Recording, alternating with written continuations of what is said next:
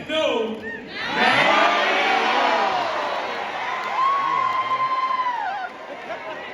There's so many people who are responsible for this moment, and I'd like to thank and take a second to thank those individuals. You know, but first, I want to make sure that I say this. The first thing that I want to say is to the Chicagoans who did not vote for me. You better listen. Here's what I want you to know. Here's what I want you to know. That I care about you. I value you. And I want to hear from you. I want to work with you. And I'll be the mayor for you too. All right.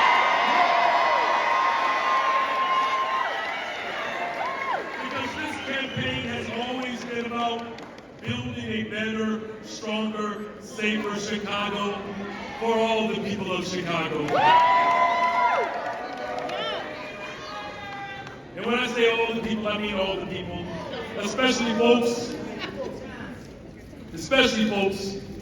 who have ever been on a payment plan.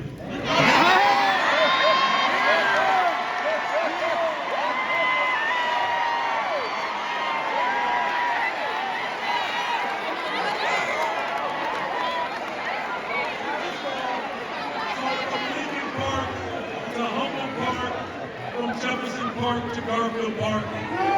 There are so many people that made this possible. Of course, I want to thank my God. Aren't you glad, Chicago, that we serve a God who was at the beginning and the end? And of course, to my family, my wife Stacy, to my 3 children, Owen, Ethan, and Braden. And of course, to HCII, SEIU, SEIU 73, to the CTU, to the CCTU, to the IMT, the AMT, the UWF, because make no mistake about it, Chicago is a union town.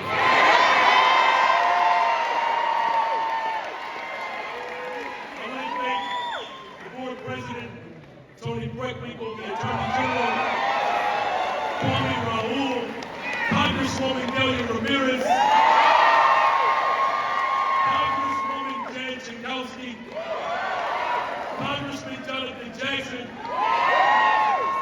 and of course the Congressman Danny K. Davis. But I also want to give a special thanks to someone who could not be here tonight. And we are praying for you, Congressman Garcia Chewy. We love you, brother. To the over the 70 elected officials from across the country. But I also want to thank Paul Vallas for running for office, as difficult as it was. We want to thank you for your service, Paul. Chicago, tonight is just the beginning. With our voices and our votes, we have ushered in a new chapter in the history of our city. Stand up! The truth is, the people have always worked for Chicago. Whether you wake up early to open the doors of your businesses, or teach middle school, or wear a badge to protect our streets, or nurse patients in need, or provide child care services, you have always worked for this city. And now Chicago will begin to work for its people, all the people. Because tonight is a gateway to a new future for our city. A city where you can thrive regardless of who you love or how much money you have in your bank account. A city that's truly safer for everyone by investing in what actually works to prevent crime. And that means youth employment, mental health centers, ensuring that law enforcement has the resources to solve and prevent crime. A city that actually respects the workers who keep it running, and support the entrepreneurs that keep it growing. Yes. A city where trains run on time and where no one is too poor to live in one of the richest cities, in one of the wealthiest nations, at the richest time in the history of the world.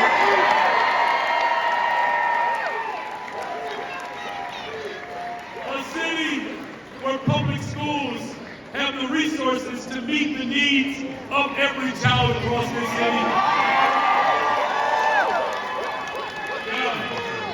In other words, tonight is the beginning of a Chicago that truly invests in all of its people. Now, you've heard me say this before, Chicago. Well, you're going to keep hearing it because the heart of this movement has always been about investing in people. I'll be honest, this is personal for me. Investing in people is at the heart of this campaign because I've seen what this investment looks like.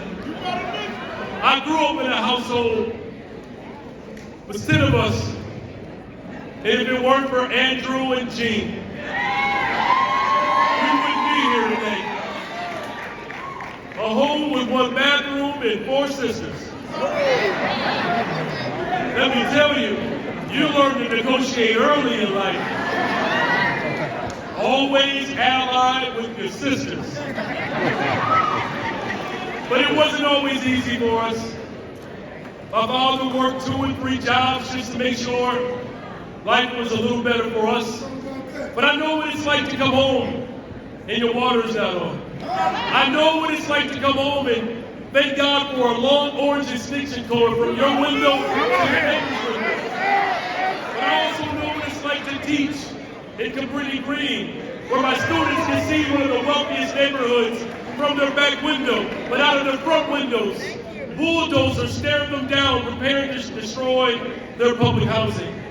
I know what I'm talking about when people rely upon public transportation, and because it is not reliable, people have lost their jobs because of an unreliable, unsafe transportation system.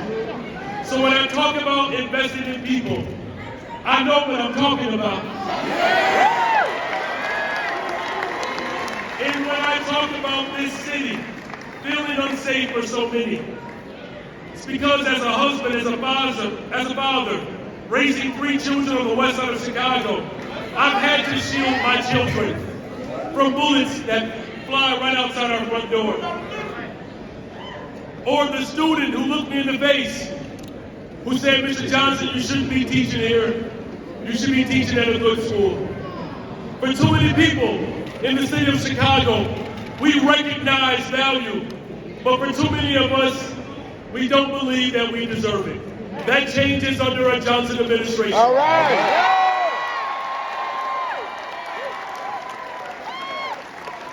Because there's more than enough for everybody in the city of Chicago.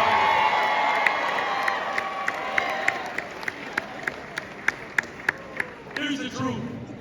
Chicago is a world-class city. It's a city with an incredible tapestry of taste, culture, people from all over the world. We are a city with its natural beauty and history like no other place in America. And we are a city that has been the conscience of the nation time and time and time again. Because it is here in the city of Chicago that Harold Washington and Jesus Shuey Garcia and Rudy Lozano built the Black and Brown Coalition to make room for us today.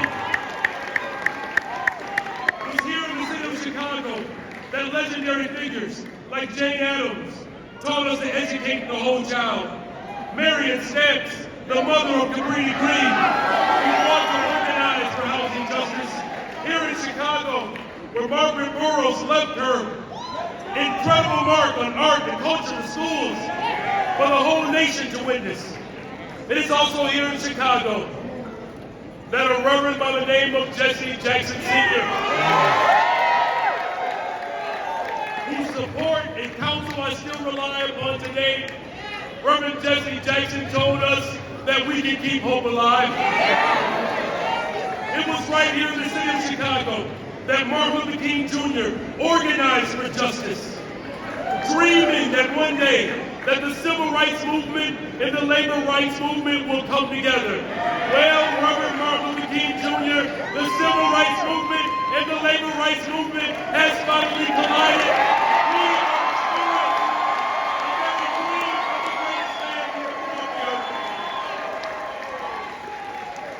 in fact, on this very day 55 years ago, the King stood on a balcony. But you all know, it's very clear that one bullet can't kill a dream. I'm humble standing in front of you today.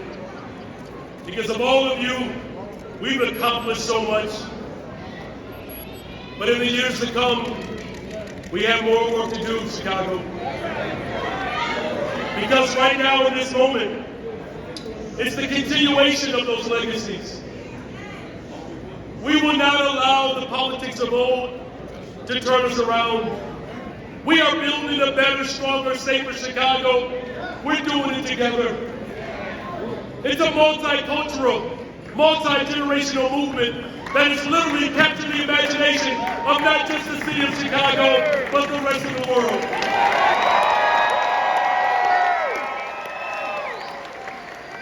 When Reverend Martin Luther King Jr. came to the city of Chicago, he said he never experienced a place like Chicago. It was brutal, but he understood something. He said if we can figure it out in Chicago, we can do it anywhere in the world. So Chicago, I'll say it this day. Today, we take big steps towards figuring it out here. So I believe since we are taking steps to figure it out here, let's take this bold, progressive movement around these United States of America.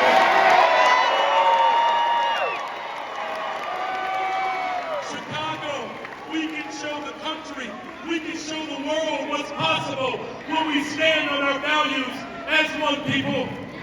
We can reject the false choices that have been presented to us for so long. We don't have to choose between black, brown, white, young, old, poor, rich. We get to do it for everyone, Chicago. We don't have to choose between toughness and compassion, between the care of our neighbors, and keeping our people safe. If tonight is proof of anything, it is proof that those old false choices do not serve this city any longer. Here's the truth.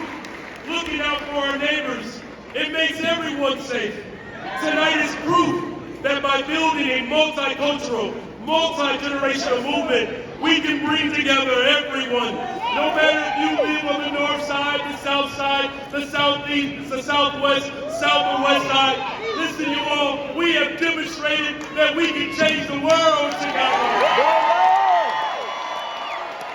We finally will have a city hall of government that truly belongs to the people of Chicago. That Chicago can truly be a safe, world-class city, as remarkable as its potential. We get to make sure that our hopes and our dreams do not have to stop and end today. We get to make sure, you all, that the people of Chicago will finally have what they've been waiting for. The most radical thing we can ever do, you all, is to actually love people. Yes. And our administration will do just that. So make no mistake about it. Today, we did not just commemorate the life and the legacy of one of the greatest humanitarians who ever walked the planet Earth. Today, we did not just acknowledge the assassination of a dreamer. Today, the dream is alive. And so today, we celebrate the revival and the resurrection of the city of Chicago.